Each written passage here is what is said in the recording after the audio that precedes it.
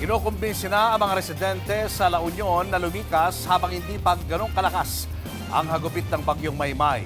Ang ilang residente puspusa na ang paghahanda para hindi masira ang kanilang mga bahay. Live mula sa La Union, nasa frontline ang balitang yan si Mon Gualvez.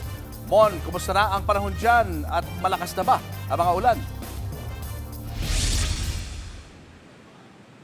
O Julius, sa mga oras na ito, nagsimula ng bumuhos ang malakas na ulan sa ilang bahagi ng La Union, dulot nga ng bagyong Maymay. At kapansin-pansin din sa akin likuran, talaga makikita ninyo na malalakas yung hampas ng alon dito sa may dalampasigan. Malayo ang lahat ng ito sa sitwasyon kanina kung saan umaliwalas saglit yung lagay ng panahon na sinamantala naman ng mga residente para mas makapaghanda.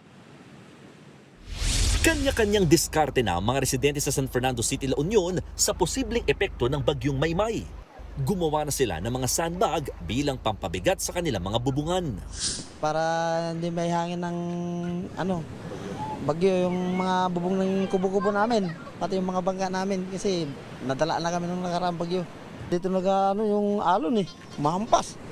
Mga bangka na nga namin mga yan, nakatago doon. Kasi inaanod pa rin. Naabutan din namin ang ilang mangingisdang itinatabi ang kanilang mga bangka. Ang iba, itinali na ang kanilang mga panghanap buhay para hindi tangayin ng alon. Kaya lang, halos mag-iisang linggo na raw na hindi nakakalawat ng mga mangingisda dahil sa sunod-sunod na sama rin ng panahon. Kanina lang, bumuhos na naman ang malakas na ulan. Kapansin-pansin din ang mga naglalaki ang along humahampas sa dalampasigan. Sa kabila nito, may ilan pa ring naligo sa dagat. Kaya mabilis ding rumonda mga tauhan ng Philippine Coast Guard para magpaalala. Alon at yung hangin! Mabali na ako i-evacuate! Kasabay niyan, nag-ikot naman ang mga tauhan ng barangay para kumbinsin ang mga residenteng lumikas. Inaabot daw kasi ng hanggang 6 na metro o halos 20 talampakan ng taas ng mga alon sa lugar. Mahirap din daw mag-rescue sa kasagsagan ng malakas na bagyo.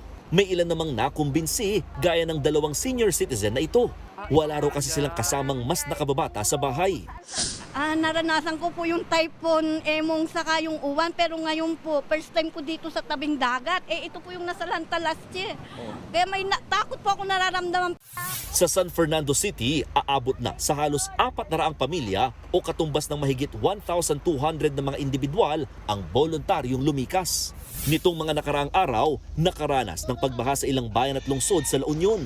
Dulot ito ng habagat na pinalakas ng bagyong Luis. Aminado ang La Union Provincial Government na hindi na kinakaya ng ilang drainage yung dami o volume ng ulang bumubuhos sa kanila. Imbes na dati parang lagoon or field, no? Because of progress, natatabunan yan and now buildings are there. So kahit pa paano, wala nang tatakbuhan yung tubig. Kaya panawagan nila, ituloy raw sana ang mga flood control projects sa probinsya pati na ang desilting o dredging sa mga ilog at iba pang daluyan ng tubig.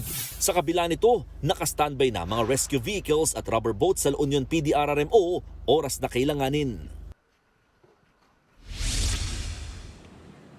Julius, magmula nung Lunes nakataas pa rin ang red alert status sa buong probinsya dahil nga dito sa sama ng panahon at ibinibigay na sa mga LGU ang prerogative sa paglilikas ng pagpapatupad ng force evacuation oras na kailanganin.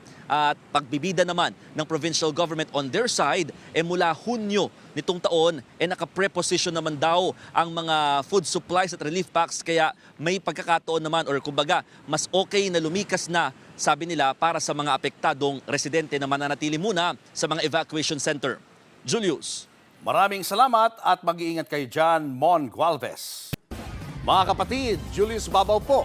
Para sa komprehensibo at makabuluhang balitaan at talakayan, mag-follow at mag-subscribe na sa social media pages ng News 5.